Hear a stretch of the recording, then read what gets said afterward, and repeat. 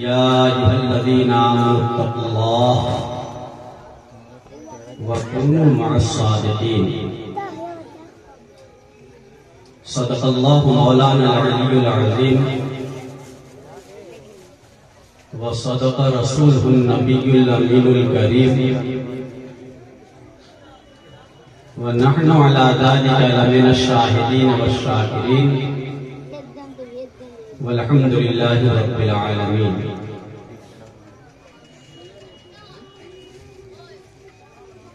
انتہائی عقیدت اور محبت کے ساتھ بسط ادب و احترام آئیے ہم اور آپ مل کر اپنے آقا و مولا رحمت عالم نور مجسم احمد مجتبیٰ حضرت محمد مصطفیٰ صلی اللہ علیہ وسلم کی بارگاہ بے کس پناہ میں درود شریف کا نذرانِ عقیدت پیش کریں اور پڑھیں۔ اللہم صلی علی سیدنا و شفیعنا و نبینا و طبیب قلوبنا و شفاء صدورنا و مولانا محمد مبارک وسلم صلاۃ و سلام علیک یا رسول اللہ صلی اللہ علیہ وسلم۔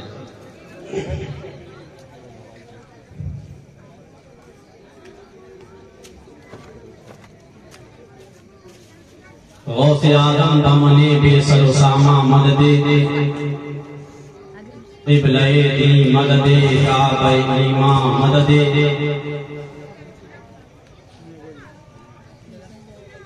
مظہر سر ازل گوشہ چشم کرم محبت فیض ابد واقف پنہا مدد ماں گدائے تو سلطان دو عالم ہستی اسپدار کاما یا شہ جیلاں مدد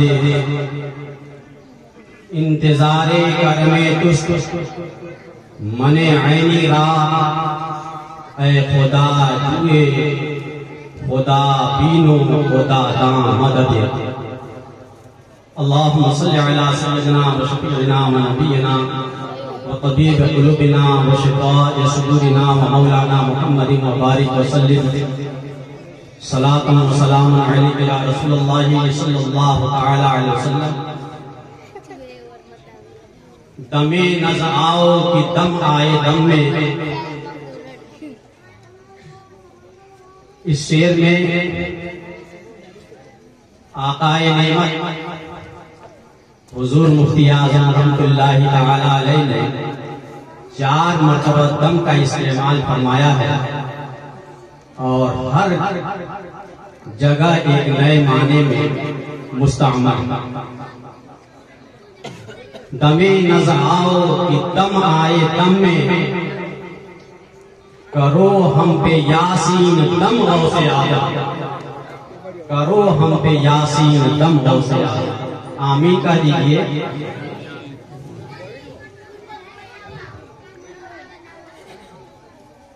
حضرات 12ویں شریف کے بعد 11ویں شریف کا مہینہ تھا اور ہم خوش عقیدہ مسلمانوں کے لیے یہ دونوں مہینے میں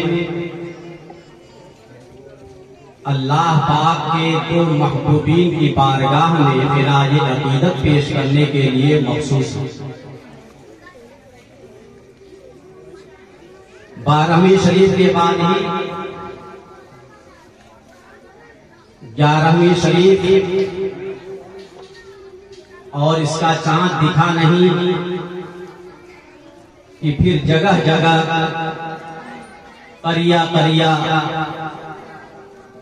شہر شہر نگر نگر جشن غوث الورا کی دھوم مچ جاتی۔ اور کیوں نہ ہو کہ 12ویں شریف کا مہینہ اگر امام الانبیاء کی طرف منسوب ہے تو 11ویں شریف کا مہینہ امام الاولیاء کی طرف منسوب ہے۔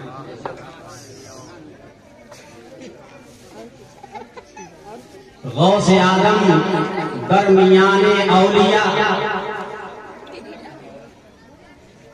غوث اعظم درمیان اولیاء، جو محمد درمیان انبیاء۔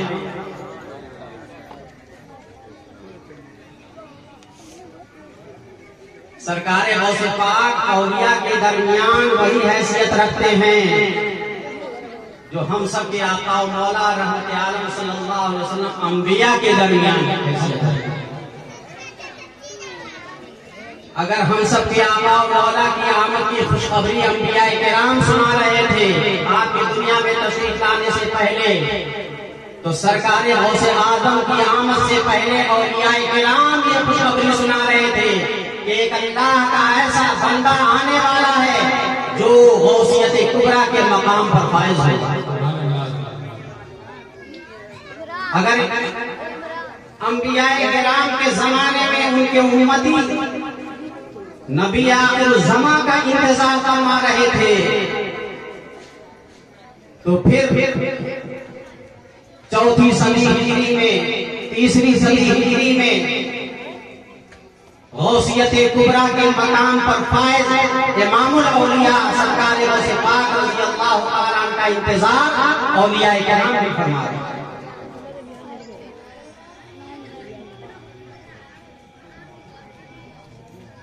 آقا و مولا رحمت عالم صلی اللہ علیہ وسلم سے اتنے معجزات کا صدور ہوا کہ کسی نبی سے اتنے معجزات کا صدور نہیں ہوا، اور سرکار غوث پاک رضی اللہ تعالیٰ عنہ سے کمالات و کرامات کا اتنا ظہور ہوا کہ کسی ولی سے اتنے کرامات اور کمالات کا ظہور نہیں۔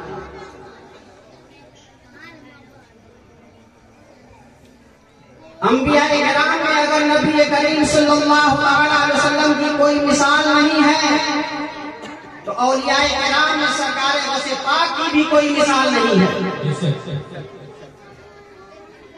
پوچھتے کیا ہو شہ جیلا کے فضائل حاصل، ہر فضیلت کے وجہ میں ہے نبوت کے سبب۔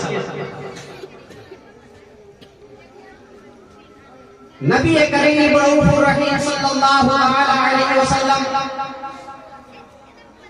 کے لاڈلے اور چہیتے بیٹے شہزادے سرکار غوث پاک رضی اللہ تعالیٰ عنہ اعلیٰ حضرت عظیم البرکت استغاثہ اس طرح پیش کرتے ہیں: تیری سرکار میں نادا ہے رضا اس کو شفیع، یا رسول اللہ تیری سرکار میں نادا ہے رضا اس کو شفیع جو میرا غوث ہے اور لاڈلا بیٹا کیا۔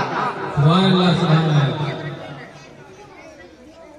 سرکار غوث پاک رضی اللہ تعالیٰ کے فضائل و مناقب اجلہ علماء کرام محدثین اعظام بزرگان دین نے بیان فرمائی، اور کیوں نہ ہو ارشاد فرماتے ہیں سرکار غوث پاک رضی اللہ تعالیٰ عنہ: ان الانس لهم شیوخ وان الجن لهم شیوخ وان الملائکۃ لهم شیوخ وانا شیخ الکل۔ فرماتے ہیں انسانوں کے بھی پیر ہیں، سرکار غوث پاک فرماتے ہیں جنات کے بھی پیر ہیں، سرکار غوث پاک فرماتے ہیں فرشتوں کے بھی پیر ہیں، اور میں صرف انسانوں کا پیر نہیں ہوں، میں صرف جنات کا پیر نہیں ہوں، میں صرف ملائکہ کا پیر نہیں ہوں، وَأَنَا شَيْخُ الْكُلِّ میں سارے پیروں کا پیر ہوں، جنات کے بھی، انسان کا بھی، فرشتوں کا بھی۔ اس لیے سارے پیران کرام تو صرف پیر ہیں اور سرکار غوث پاک پیرانے پیر ہیں۔ سرکار غوث پاک رضی اللہ تعالیٰ حنبلی مذہب رکھتے تھے میرے دوستوں۔ حنبلی مذہب کے ماننے والے عرب ممالک میں بہت پائے جاتے ہیں، مگر یہ حنبلی مذہب کمزور پڑ رہا تھا۔ حنفی مذہب، شافعی مذہب، حنبلی مذہب، مالکی مذہب، ان 4 مسالک میں اور ان 4 مذہبوں میں سے کسی ایک امام کی تقلید اجماع سے ثابت ہے کہ ہم پر واجب اور لازم ہے۔ اگر کوئی ایسا ہے کہ ان 4 میں سے کسی کی تقلید نہیں کرتا تو وہ گمراہ ہے۔ سرکار غوث پاک رضی اللہ تعالیٰ غوثیت کبریٰ کے مقام پر فائز تھے۔ اعلیٰ حضرت عظیم البرکت فرماتے ہیں کہ سیدنا امام حسن مجتبی غوثیت کبریٰ کے مقام پر تھے اور پھر آپ کے بعد سے ظہور امام مہدی تک سرکار غوث پاک غوثیت کبریٰ کے مقام پر۔ وہ سرکار غوث پاک رضی اللہ تعالیٰ جو سب کے پیران پیر ہیں، تو وہ خود اس منصب پر فائز ہیں کہ وہ مجتہد ہیں اور قرآن اور احادیث سے مسائل کا آپ استخراج و استنباط فرماتے ہیں۔ مگر ایک بار سیدنا امام احمد بن حنبل رضی اللہ عنہ تشریف لائے خواب میں حضرت غوث پاک نے ارشاد فرمایا، حنبلی مذہب کمزور ہو رہا ہے، دنیا میں آپ کے ماننے والوں کی تعداد لاکھوں میں ہے، اگر آپ حنبلی مذہب اختیار کر لیتے ہیں تو آپ کے واسطے سے اللہ تبارک و تعالی اس مذہب کو صبح قیامت تک قائم و دائم رکھے گا۔ مشیت عزی تو یہی ہے کہ 4 مذاہب صبح قیامت تک باقی رہیں گے، مگر اس کے لیے ظاہری سبب کیا بنے گا؟ تو آپ اگر اس کے لیے اس حنبلی مذہب قبول فرما دیں تو یہ مذہب پھر زندہ ہو جائے گا۔ سیدنا غوث پاک رضی اللہ تعالیٰ نے اس حنبلی مذہب کو صرف اس لیے اختیار فرمایا تاکہ اس کے اندر پائیداری آ جائے، تاکہ اس کے ماننے والوں کی تعداد کثیر ہو جائے، تاکہ یہ صبح قیامت تک یہ مذہب بھی جو اللہ اس کے رسول کا مذہب پیارا مذہب ہے، یہ صبح قیامت تک زندہ اور پابندہ ہے۔ سرکار غوث پاک رضی اللہ تعالیٰ کے فضائل کیسے لوگوں نے بیان کیے ہیں۔ سیدنا امام احمد بن حنبل رضی اللہ تعالیٰ، سیدنا امام احمد بن حنبل سن 240 ہجری میں آپ کا وصال شریف ہوا۔ یاد رکھیں، سن 240 ہجری، بڑے پائے کے محدث، بڑے پائے کے امام، بڑے پائے کے فقیہ، بڑے پائے کے مجتہد سیدنا امام احمد بن حنبل رضی اللہ تعالی سن 240 ہجری میں جب آپ کا انتقال ہوا تو ملا علی قاری نے مرقات شرح مشکات میں 4 ائمہ کے احوال اور مناقب قدر تفصیل کے ساتھ بیان فرمائے ہیں۔ ارشاد فرمایا اس نے کہ امام احمد بن حنبل رضی اللہ تعالیٰ عنہ کا جب وصال شریف ہوا تو اس وقت آپ کے جنازے میں 25 لاکھ افراد نے شرکت فرمایا۔ وہ زمانہ آپ سوچو کہ امام احمد بن حنبل کو کیا بیان کر رہے ہیں، ابھی آگے بتاتے ہیں، پہلے آپ امام احمد بن حنبل کی شان سمجھ لیں اور پھر دیکھیے کہ غوثیت کبریٰ کے مقام پر جو سرکار غوث پاک فائز ہیں ان کی بارگاہ میں کس طریقے سے معانقہ اور مصافحہ سرکار امام احمد بن حنبل سرکار غوث پاک سے فرمایا۔ سرکار امام احمد بن حنبل رضی اللہ تعالیٰ 240 ہجری میں وفات پاتے ہیں۔ 25 لاکھ افراد آپ کے جنازے میں۔ وہ زمانہ ایسا نہیں تھا، الیکٹرانک میڈیا کا زمانہ نہیں تھا، پرنٹ میڈیا کا زمانہ نہیں تھا، اخبارات نہیں نکل رہے تھے کہ فوراً یہاں سے منٹوں میں پوری دنیا میں خبر ہو جائے، مگر اللہ تبارک و تعالیٰ نے امام احمد بن حنبل رضی اللہ تعالیٰ کو وہ مقبولیت عطا فرمائی تھی کہ بجلی کی آگ کی طرح پورے شہر بغداد میں امام احمد بن حنبل رضی اللہ تعالیٰ کی وصال کی خبر پھیل گئی۔ وجہ کیا تھی اس کی؟ اس کے پیچھے راز کیا تھا؟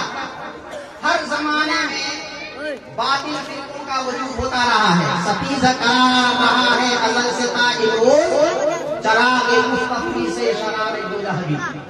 اور صبح قیامت تک حق و باطل کی جنگ ہوتی رہے گی، مگر جاء الحق وزهق الباطل ان الباطل كان زهوقا، حق آ گیا اور باطل مٹ گیا، اور باطل کو مٹنا ہی تھا۔ امام احمد بن حنبل رضی اللہ تعالیٰ عنہ کے زمانے میں خلق قرآن کا مسئلہ ہوتا۔ قرآن عظیم اللہ پاک کا کلام ہے، اور اللہ پاک کا کلام یہ اللہ پاک کی صفت ہے، اور اللہ پاک کی ذات اور اس کے تمام صفات قدیم ہیں، ازلی ابدی، یعنی ہمیشہ سے ہیں اور ہمیشہ رہیں گے، کبھی فنا نہیں۔ معتزلہ فرقہ اٹھا اور اس نے یہ دعویٰ کیا کہ قرآن مخلوق ہے، جیسے زمین مخلوق ہے، آسمان مخلوق ہے، پہاڑ مخلوق ہے، چاند مخلوق ہے، شمس و قمر یہ سب مخلوق ہیں۔ مطلب کیا ہے کہ سب فنا ہو جائیں گے، سب نیست و نابود ہو جائیں گے۔ ایسے ہی معتزلہ کا مذہب یہ تھا کہ قرآن بھی مخلوق ہے، یہ بھی فنا ہو جائے گا، یہ بھی ختم ہو جائے گا، معاذ اللہ تعالی۔ جو قرآن کو مخلوق مانے وہ اللہ پاک کی صفت کو مخلوق مان رہا ہے، اور جو اللہ کی صفت کو مخلوق مانے وہ مسلمان نہیں ہے، کافر مرتد۔ اللہ پاک کی ذات اور اس کے تمام صفات یہ ازلی ابدی قدیم ہیں، ہمیشہ سے ہیں، ہمیشہ رہیں گے، ایک آن کے لیے بھی فنا نہیں ہے۔ تو معتزلہ فرقہ نے کہا کہ قرآن عظیم مخلوق ہے۔ اللہ پاک نے معتزلہ فرقے کی سرکوبی کے لیے سیدنا امام احمد بن حنبل رضی اللہ تعالیٰ کو پیدا فرمایا، اور آپ نے بباغ کوہل یہ فتویٰ جاری فرمایا، القرآن کلام اللہ غیر مخلوق، قرآن اللہ پاک کا کلام، اللہ پاک کا کلام ہے، یہ مخلوق نہیں ہے، یہ قدیم ہے، اللہ پاک کی صفت ہے۔ اب جب یہ اعلان فرمایا، آپ نے یہ فتویٰ جاری فرمایا، تو حکومت کے کارندے پہنچ گئے احمد بن حنبل، اس فتوے کو واپس لو۔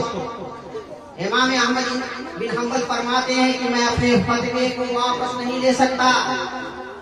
امام احمد بن حنبل رضی اللہ تعالیٰ کے پیروں میں زنجیریں پہنا دی گئیں، بیڑیاں ڈال دی گئیں، ہاتھوں میں زنجیریں پہنا دی گئیں، اور سلاخوں کے پیچھے ڈال دیا گیا جیل میں۔ اللہ اکبر۔ صرف اس پاداش میں کہ احمد بن حنبل فتویٰ دے رہے ہیں کہ قرآن عظیم یہ غیر مخلوق۔ اس میں امام احمد بن حنبل تھے تو جتنے لوگ جیل میں تھے، بہت سے فساق نے امام احمد بن حنبل کے اوصاف حمیدہ کو دیکھ کر کے اپنے فسق و فجور سے توبہ کیا، اور بہت سے کافروں نے کلمہ شہادت پڑھ کر کے امام احمد بن حنبل رضی اللہ تعالیٰ کے ہاتھ وہ لے آئے اور داخل اسلام ہو۔ امام احمد بن حنبل سلاخوں کے پیچھے رہتے، اور جب ضرورت ہوتی بغداد کے چوراہے پر کھڑے ہو کر کے یہ تقریر کرتے، القرآن کلام اللہ غیر مخلوق۔ حکومت کے کارندے سے بھائی آتے محافظین کے پاس، کیا تم کر رہے ہو؟ احمد بن حنبل کہاں ہے؟ کہاں سلاخوں کے اندر ہے۔ کہا تم کہہ رہے ہو سلاخوں کے اندر ہے؟ احمد بن حنبل تو بغداد کے چوراہے پر کھڑے ہو کر تقریر کر رہے ہیں کہ اللہ پاک کا یہ کلام ہے، قدیم ہے۔ پھر اس کے بعد کارندے جا کر کے دیکھتے تو امام احمد بن حنبل اس جیل خانے کے اندر بھی ہوتے، اور جب چوراہے پر بغداد کے جا کر کے دیکھتے تو امام احمد بن حنبل وہاں پر بھی ہوتے۔ بتائیے جناب کہ جو بندے خدا اللہ تبارک و تعالیٰ کی دین کی حفاظت میں رہتا ہے، اللہ تبارک و تعالیٰ دین کی تبلیغ کے لیے راہ پیدا کرتا ہے، سبیل پیدا کرتا ہے۔ بادشاہ وقت کی پشت بنائی تھی معتزلہ مذہب کے اوپر، آج بھی پشت بنائی بہت سے ممالک کی ہوتی ہے لوگوں کے اوپر، باطل مذاہب کے اوپر، اور اسی سے وہ پھلتے پھولتے ہیں۔ کوئی جان ان کے اندر نہیں ہوتی ہے، کوئی روحانی طاقت نہیں ہوتی ہے۔ اس لیے جو مذہب اسلام کے ماننے والے ہیں، خوش عقیدہ لوگ ہیں، وہ مضبوطی کے ساتھ خوش عقیدگی پر قائم رہیں، اور ایمان ایک ایسی دولت ہے کہ اس ایمان کی دولت کا دنیا کی کوئی طاقت مقابلہ نہیں کر سکتی۔ امام احمد بن حنبل کے بارے میں جب دیکھا بادشاہ وقت نے کہ یہ تو پوری جیل کی فضا کو بدل دیں گے، اب ان کو جیل سے باہر لاؤ۔ کارندوں سے کہا جیل سے باہر احمد بن حنبل کو کیا جائے۔ امام احمد بن حنبل کو جیل کے باہر کیا گیا، ایک ستون میں باندھ دیا گیا، پھر اس کے بعد طالبوں نے پوچھا بتاؤ احمد بن حنبل اب کیا کہتے ہو، کیا قرآن اللہ کا کلام جو ہے یہ مخلوق ہے کہ غیر مخلوق ہے؟ ایک بار تم کہہ دو کہ یہ مخلوق ہے، ساری عنایتیں تمہارے اوپر بخششیں ہماری جاری ہو جائیں۔ امام احمد بن حنبل رضی اللہ تعالیٰ فرماتے ہیں القرآن کلام اللہ غیر مخلوق، یہ میرا فتویٰ کل بھی تھا اور آج بھی ہے، اور میرے جسم میں جب تک کی جان باقی رہے گی، خون کا ایک قطرہ باقی رہے گا، میں یہی فتویٰ دیتا رہوں گا کہ قرآن اللہ پاک کا کلام ہے غیر مخلوق۔ حکم ہوا احمد بن حنبل کو کھمبے سے باندھ دیا جائے۔ اللہ اکبر، سنیے غور سے آپ اور اپنے ایمان کو تازہ کیجیے کہ یہ ایمان کتنی محنتوں کے بعد ہم تک پہنچا ہے۔ آج دسترخوان پر ہمیں خوب اچھی اچھی چیزیں نظر آ رہی ہیں، اچھے اچھے لباس نظر آ رہے ہیں، اچھی اچھی بلڈنگیں ہمیں نظر آ رہی ہیں، اچھے اچھے کپڑے ہمیں نظر آ رہے ہیں، اچھی اچھی کار صرف ہمیں نظر آ رہی ہے، اور ہمارے اسلاف نے اس دین کی آبیاری کے لیے، اسے تحفظ کے لیے اپنی جان کی پرواہ نہیں کی ہے۔ امام احمد بن حنبل کو ان کے پیروں میں بیڑیاں پڑی ہوئی ہیں، ہاتھ میں زنجیر ہے اور کھمبے سے باندھ دیا گیا۔ احمد بن حنبل بولو کیا کہتے ہو؟ فرماتے ہیں القرآن کلام اللہ غیر مخلوق۔ حکم ہوا کرتا اتار دیا جائے احمد بن حنبل کا، امام احمد بن حنبل کا کرتا اتار دیا گیا۔ جلاد کو حکم دیا گیا جلاد آگے بڑھو اور کوڑا لگاؤ، صرف جس میں مبارک پر پاجامہ تھا حضرت احمد بن حنبل کا۔ ایک ایک جلاد 3 کوڑے لگاتے تھے۔ اللہ اکبر، پہلا کوڑا جب لگا تو ارشاد فرمایا حضرت احمد بن حنبل نے بسم اللہ الرحمن الرحیم، کوڑا لگ رہا ہے مگر اس کے باوجود کچھ نہیں فرما رہے بسم اللہ الرحمن الرحیم۔ دوسرا کوڑا آپ کی ننگی پشت پر لگایا گیا، فرمایا آپ نے اس وقت لا حول ولا قوت الا باللہ العلی العظیم۔ اور جب تیسرا کوڑا لگا تو آپ کی زبان مبارک سے نکلا القرآن کلام اللہ غیر مخلوق، قرآن اللہ پاک کا کلام ہے، یہ مخلوق نہیں ہے۔ اور اس کے بعد ایک جلاد ہٹ گیا، پھر دوسرا جلاد آیا، پھر کوڑا لگایا، اف نہیں فرما رہے۔ 29 کوڑے امام احمد بن حنبل کو لگائے گئے۔ کتنے کوڑے؟ 29 کوڑے۔ 29 کوڑے یاد رکھو آپ، 29 کوڑے امام احمد بن حنبل کو لگے۔ اسی میں ایک کوڑا آ کر کے آپ کے پاجامے کی بندش پر ایزار پر لگ گیا اور ایزار کٹ گیا۔ اللہ اکبر۔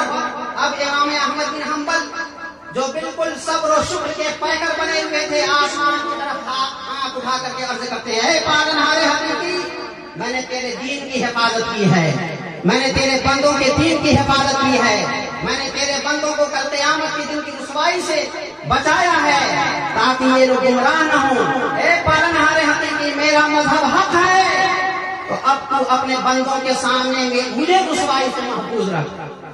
تاریخ میں آتا ہے، مورخین لکھتے ہیں کہ امام احمد بن حنبل رضی اللہ تعالیٰ کا ازار بند تو کٹ گیا مگر آپ کا پاجامہ آپ کی کمر سے اتنا پیوست ہو گیا گویا کہ پی کو کول لگا کر کے وہاں پر بالکل پیوست کیا گیا تھا، 1 انچ بھی ادھر سے ادھر نہیں ہوا۔ نعرہ تکبیر، نعرہ رسالت، جشن غوث الورا، علماء اہل سنت، نعرہ تکبیر۔ وہ امام احمد بن حنبل اللہ پاک نے ان کی عزت کی حفاظت کی، اس لیے کہ انہوں نے اللہ کے دین کی حفاظت کی، اور اللہ پاک فرماتا ہے ان تنصروا اللہ ینصرکم، اگر تم اللہ کے دین کی مدد کرو گے اللہ پاک تمہاری مدد کرے گا۔ 240 میں آپ کا وصال شریف ہوا تو 25 لاکھ اسی لیے مسلمان آپ کے جنازے میں حاضر ہوئے۔ اور خطیب بغدادی نے لکھا ہے کہ 60,000 عورتیں اپنے گھر سے نکل کر کے اپنے اپنے کوٹھوں پر چڑھ گئیں حضرت امام احمد بن حنبل کے جلوس جنازہ کے منظر کو ملاحظہ کرنے کے لیے، اور 20,000 غیر مسلموں نے جنازہ دیکھ کر کے اسلام قبول کیا۔ واہ امام احمد بن حنبل، جب تم اس دنیا میں ظاہری زندگی کے ساتھ تھے تو تو نے اللہ کے بندوں کی دین کی حفاظت کی، اور ایسی حفاظت کی کہ دنیا سے جب گئے بھی تو 20,000 کافروں کو کلمہ پڑھا۔ سبحان اللہ، سبحان اللہ۔ لوگوں نے پوچھا ان کافروں سے کیسے ان لوگوں نے کلمہ پڑھ لیا؟ احمد بن حنبل تو دنیا سے جا چکے ہیں۔ کہا ہم نے اس جنازے میں دیکھا ہے 25 لاکھ آدمیوں کا اندازہ لگایا ہے لوگوں نے، 25 لاکھ آدمی تھے۔ جس کے جنازے میں اتنے آدمی ہوں یہ اس کے سچائی کی دلیل ہے۔ اور جب احمد بن حنبل سچے ہیں اتنے، تو احمد بن حنبل جس دین کو مان رہے ہیں وہ کتنا سچا ہوگا، اور اس دین کو جو لایا ہے ان کا نبی وہ کتنا سچا ہوگا۔ اس لیے ہم نے کلمہ پڑھا لا الہ الا اللہ واشہد ان محمدا عبدہ ورسولہ۔ تو 240 میں آپ کا وصال ہوا، 240 میں، اور اس کے بعد ایک روایت 41 کی بھی ہے، 241 میں۔ اس کے 230 برس کے بعد 230 برس، تو 241 میں 230 جوڑ دیجئے تو 471 ہوتا ہے۔ سن 471 ہجری میں آپ کی قبر انور کی مٹی بہ گئی بارش، اور اس کے بعد تختہ بھی ہٹ گیا۔ 240 برس کے بعد دنیا نے اپنے ماتھے کی نگاہوں سے دیکھا کہ سیدنا امام احمد بن حنبل رضی اللہ تعالیٰ عنہ کہ جس میں پاک پر کوئی کیا داغ آتا اور دھبا آتا کہ وہ کفن پاک جو آپ کے جسم اقدس سے بالکل سے متصل تھا اس میں بھی کہیں ذرہ برابر داغ اور دھبا نہیں تھا۔ سبحان اللہ۔ 230 برس کے بعد یہ دلیل ہے کہ اللہ تبارک و تعالیٰ اپنے محبوبین کے جسموں کو قبروں میں سلامت رکھتا ہے۔ انبیاء کرام کا صدقہ عطا فرماتا ہے ولیوں کو۔ امام احمد بن حنبل نے اللہ کے دین کی حفاظت کی تو اللہ تبارک و تعالیٰ نے ان کی قبر میں ان کے جسم پاک کی حفاظت کی۔ اب اس کے بعد سن 470 میں اور اس کے آس پاس سرکار غوث پاک رضی اللہ تعالیٰ کی ولادت کی، تو آپ سرکار غوث پاک رضی اللہ تعالیٰ نے ایک بار اپنے مرید خاص اور اپنے خلیفہ حضرت علی بن حیدی رحمۃ اللہ تعالیٰ علیہ سے ارشاد فرمایا، علی چلو بغداد کے قبرستان میں چلا جاؤ۔ اس سے فرمایا حضرت علی بن حیدی یہ مرید سرکار غوث پاک کے، خادم خاص سرکار غوث پاک کے، خلیفہ بھی سرکار غوث پاک، ان کا مرتبہ بھی سن لو تب آپ کو بات سمجھ میں آئے گی کہ سرکار غوث پاک کا مرتبہ کیا ہے اور امام احمد بن حنبل جیسے سرکار غوث پاک کی بارگاہ میں خراج عقیدت پیش کرتے ہیں۔ علی بن حیدی وہ ہیں کہ جتنے خلفاء سرکار غوث پاک کے تھے یہ سب سرکار غوث پاک کی مجلس پاک میں بالکل سامنے بیٹھتے تھے واعظ کے وقت۔ سرکار غوث پاک ایک مرتبہ واعظ فرما رہے تھے تو واعظ ہی کے دوران علی بن حیدی فرماتے ہیں کہ میری آنکھ لگ گئی، اور آنکھ لگنے کی کہ میں سرکار دو عالم صلی اللہ علیہ وسلم کی زیارت سے مشرف ہوں۔ سبحان اللہ، سبحان اللہ۔ تھوڑی دیر کے بعد جب آنکھ کھلی تو میں نے دیکھا کہ میرے پیر سرکار غوث پاک دستہ دستہ صلاۃ و سلام عرض کریں، الصلاۃ والسلام علیک یا رسول اللہ، الصلاۃ والسلام علیک یا حبیب اللہ، الصلاۃ والسلام علیک یا نبی اللہ، اور سارا مجمع کھڑا ہو کر کے دستہ دستہ درود و سلام کا نذرانہ پیش کیا۔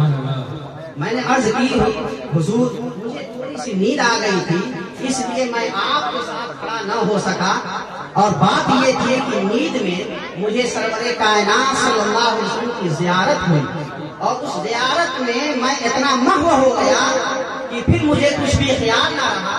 اب آنکھ کھلی تو میں دیکھ کر کے دم بخود ہوں کہ آپ اب پورا مجمع کھڑا ہے، مجھے تھوڑی شرمندگی ہو رہی ہے۔ سرکار غوث پاک ارشاد فرماتے ہیں، علی تم نے جس کی خواب میں زیارت کی ہے ہم نے بیداری کی حالت میں اس کی زیارت کی ہے، اور تمہارے لیے میں نہیں کھڑا ہو کر کے نذرانے عقیدت پیش کر رہا ہوں، سرکار کی بارگاہ کی زیارت کی ہے سرکار کی بیداری میں، اور ہم لوگ الصلاۃ والسلام علیک یا رسول اللہ کا نذرانے عقیدت پیش کر رہے ہیں۔ فرماتے ہیں علی تم نے زیارت کی خواب میں اور میں نے زیارت کی ہے بیداری میں، اور بخاری شریف کتاب العلم میں یہ حدیث شریف ہے، میرے آقا مولا سید عالم صلی اللہ علیہ وسلم ارشاد فرماتے ہیں من رآنی فی المنام فقد رآنی وان الشیطان لا یتمثل بی، جس نے خواب میں مجھے دیکھا اس نے حقیقت میں مجھے ہی خواب میں دیکھا، اس لیے کہ شیطان میرا روپ اختیار نہیں کر سکا۔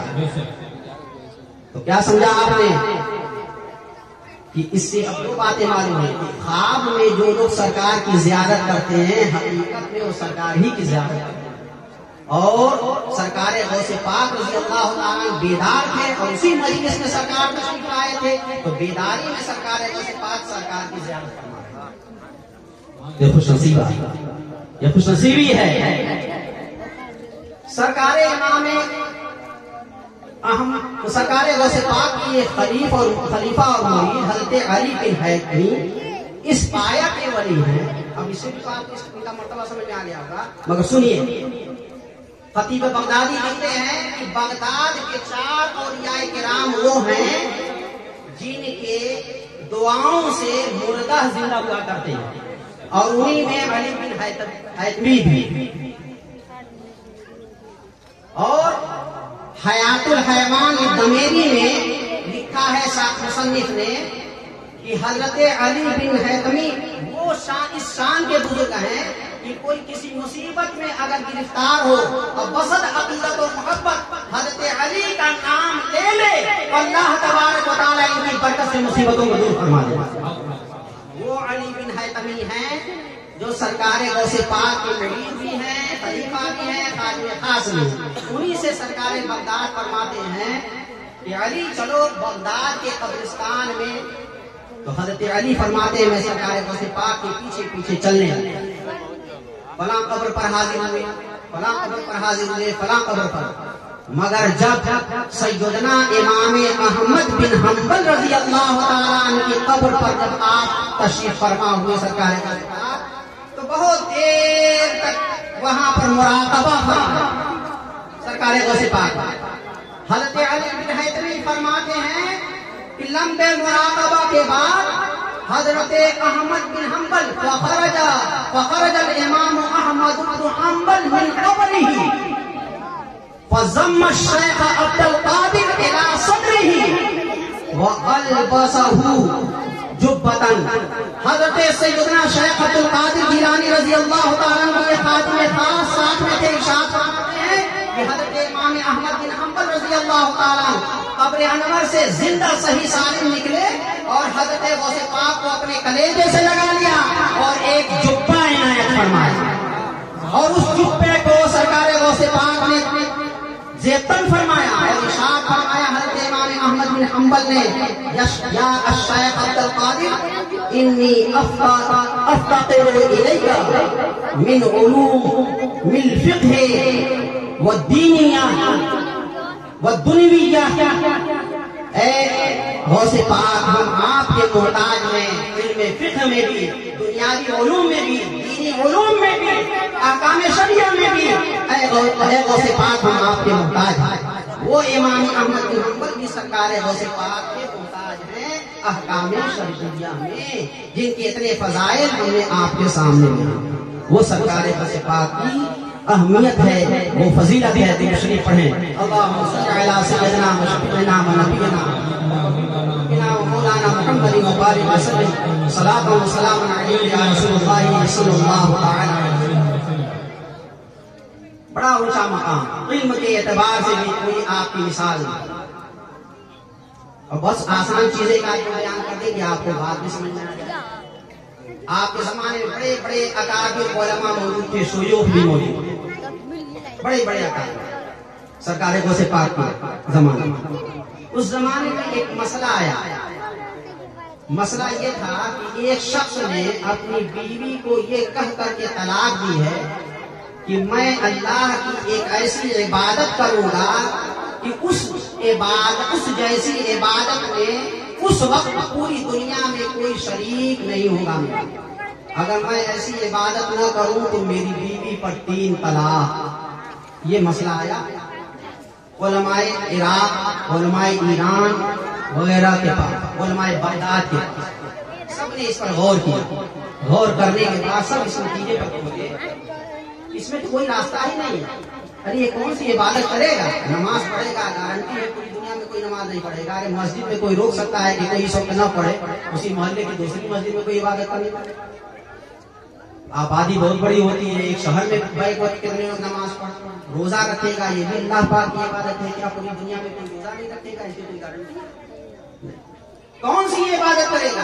سارے علماء عاجز ہو گئے اور ارشاد فرمایا کوئی راستہ نہیں. اس کی بیوی پر یہ طلاق پڑھ ہی کر کے رہے گی، وہ بھی طلاق مغلظہ پڑے گی، جس کے دینے کے بعد لوگ ہاتھ مسلتے ہیں، علماء کے پاس آتے ہیں. اور جب علماء سنت سے بات نہیں بنتی ہے تو غیر مقلدین بد مذہبوں کے پاس جاتے ہیں. دنیا بھی خراب کرتے ہیں، آخرت بھی برباد کرتے ہیں.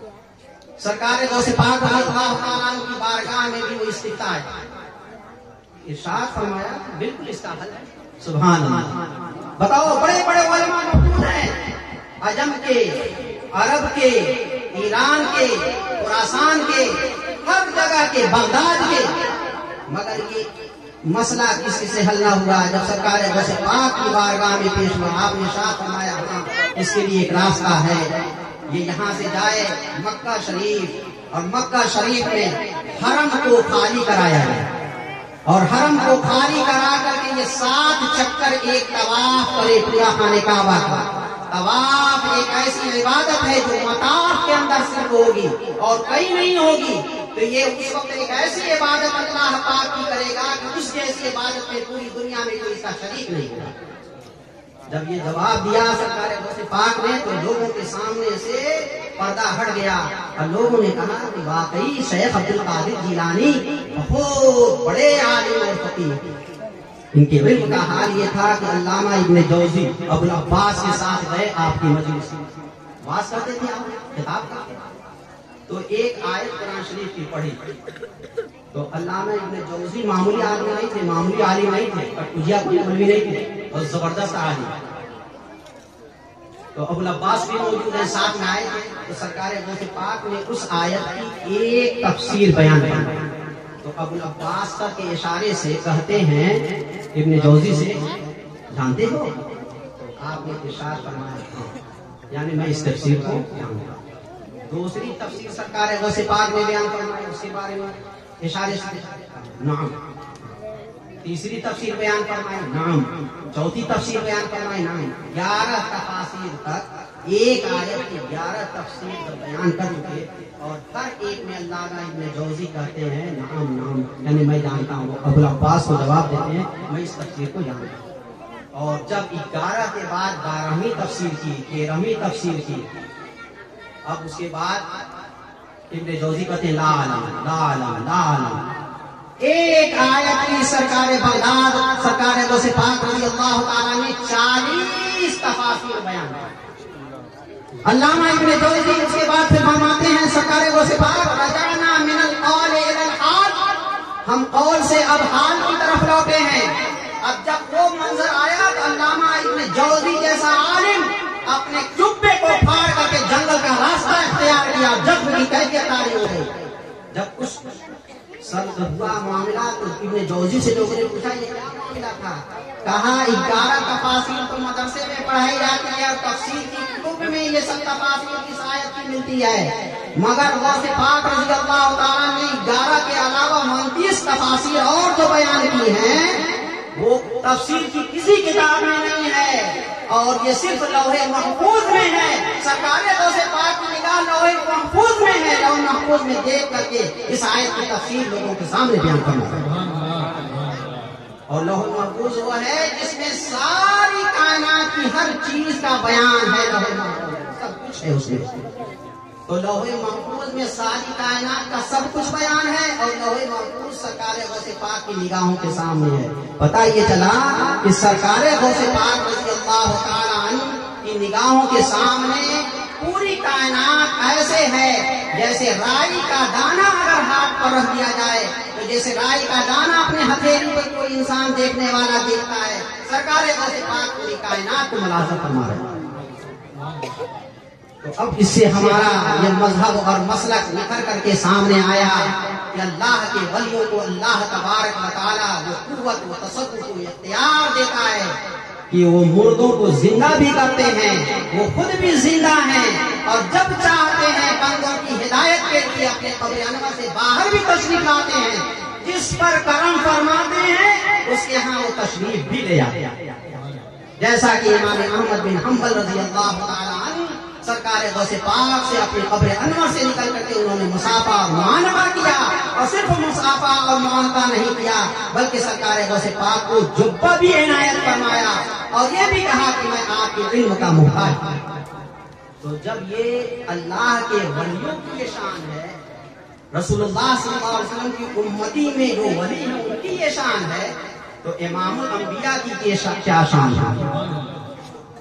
ایک دل ہمارا کیا ہے آزاد اس کا کتنا، تم نے تو چلتے پھرتے مردے جلا دیا۔ میرے آقا اولا سید عالم صلی اللہ علیہ وسلم کی شان کا عالم کیا کہنا، تو شریف پڑھیں اللہم صل علی سیدنا و شفیعنا و نبینا و طبیب قلوبنا و مولانا صلاۃ و سلام علیہ۔ اس بزم میں بہت سے ہمارے احباب ہیں، پڑھنے کو تیار ہیں، تقریر بھی ہوئی ہے، ایک واقعہ اور سنا کر کے اور آپ کے سامنے سے بسے ایک مرتبہ اور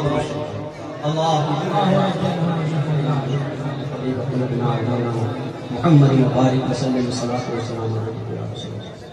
سرکار غوث پاک کے زمانے میں یہ مشہور تھا کہ مغرب کے اگر کوئی امام الاولیاء ہیں تو محمد مغربی امام الاولیاء، اور مشرق کے اگر امام الاولیاء کوئی ہے تو سیدنا شیخ عبدالقادر جیلانی رضی اللہ عنہ، یہ مشہور ہے۔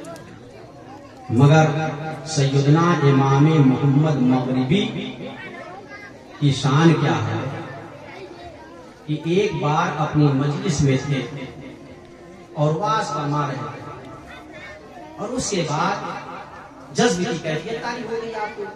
سیدنا امام محمد مغربی ارشاد فرمایا اللہم انی اشہدک و اشہد ملائکتک انی سمعت و اطعت، اے اللہ پاک میں تمہیں گواہ بناتا ہوں اور تیرے فرشتوں کو گواہ بناتا ہوں، میں نے غوث پاک کے فرمان کو سنا اور میں نے ان کی اطاعت کی۔ جب یہ آپ جذب کی کیفیت کچھ سرد ہوئی تو حاضرین نے پوچھا جو ذرا باہمت تھے اور کچھ قریب رہتے تھے، حضور یہ بے ربط بات بیچ میں کہاں سے آ گئی؟ تقریر آپ فرما رہے تھے اور بیچ میں آپ کہنے لگے اللہم انی اشہدک و اشہد ملائکتک انی سمعت و اطعت۔ فرمایا سنو، میں تمہارے درمیان واعظ کر رہا تھا اور اس وقت میرے کانوں میں ایک صدا آ رہی تھی، میں دیکھ رہا تھا کہ الہام ہو رہا ہے اللہ پاک کی طرف سے بغداد میں امام الاولیاء سرکار غوث پاک کے اوپر، اور وہ بغداد کے منبر پر کھڑے ہو کر ارشاد فرما رہے ہیں قدمی ہادی علی رقبۃ کل ولی اللہ، میرا یہ قدم اللہ کے تمام ولیوں کی گردنوں کے اوپر ہے۔ میں نے یہاں پر ان کے اس کلام کو سنا تو میں نے کہا اے اللہ پاک تو گواہ رہا، تیرے سارے فرشتے بھی گواہ ہیں کہ میں نے اپنی گردن کو ان کے لیے جھکا دیا اور میں نے ان کے احکام کی اطاعت و فرما برداری کی۔ تو جو امام الاولیاء ہے مغرب کا، جب وہ سرکار غوث پاک کی بارگاہ میں اس طریقے سے خراج عقیدت پیش کر رہا ہے اور کہاں سے رہ کر کے وہ سرکار غوث پاک کی آواز کو سن رہا ہے، اسی لیے اعلیٰ حضرت عظیم البرکت مجدد دین و ملت سیدنا شاہ امام رضا قادری بریلوی رضی اللہ تعالیٰ ارشاد فرماتے ہیں واہ کیا مرتبہ ہے غوث ہے بالا تیرا، اونچے اونچوں کے سروں سے قدم آلا تیرا، سر بھلا کیا کوئی جانے کی ہے کیسا تیرا، اولیاء بھلتے ہیں آنکھیں وہ ہے طلبہ تیرا۔ کسی نے اعتراض کر دیا سیدنا شیخ عبدالقادر جیلانی سید نہیں ہے، ان کے معتقدین اور مریدین نے ان کو سید بنا دیا ہے۔ اعلیٰ حضرت کا سیاد قلم جنہوں نے پوری زندگی وفاداری کا ثبوت دیا ہے سرکار غوث پاک کی بارگاہ میں، کیسے یہ خاموش رہ سکتے ہیں؟ اس سے درد سے سب سے ہے مجھ کو نسبت، میری گردن میں بھی ہے دور کا ڈورا تیرا، اس نشانی کے جو سب ہیں نہیں مارے جاتے، حشر تک میرے گلے میں رہے پٹا تیرا۔ سرکار غوث پاک کیسے خاموش رہ سکتے تھے؟ اور ایک جواب لکھا رسالے جو شکل میں اور ارشاد فرمایا تم میرے سرکار غوث پاک کی سید ہونے کے بارے میں اعتراض کرتے ہو. پھر فرماتے ہیں اخیر میں لکھتے ہیں حسینی حسنی کیوں نہ محب الدین ہو. ارے کہتے ہو سید نہیں ہے، یہ حسنی بھی سید ہے. آپ کے والد محترم کی طرف سے اگر آپ کا شجاعت دیکھا جائے تو امام حسن مجتبی تک پہنچتا ہے، اور والدہ محترمہ کی طرف سے دیکھا جائے تو سیدنا امام عالی مقام تک پہنچتا ہے. تو حسینی حسنی کیوں نہ محب الدین ہو، اے خزی مجمع بحرین وہ ہے سرکار غوث پاک رضی اللہ تعالیٰ. اور ہم سب لوگوں کے پیر سرکار مفتی اعظم رضی اللہ تعالیٰ بڑے ہی والہانہ انداز میں یہ بھی ولی کامل تھے.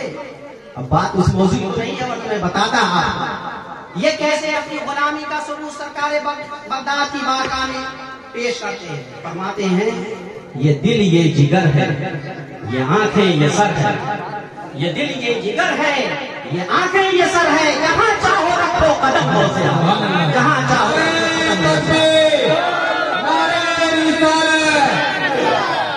کوئی اللہ کا ولی ایسا نہیں ہے، کسی کو ولایت نہیں ملی ہے اس وقت تک جب تک کہ سرکار غوث پاک کی غلامی نہیں اس نے قبول کیا ہے.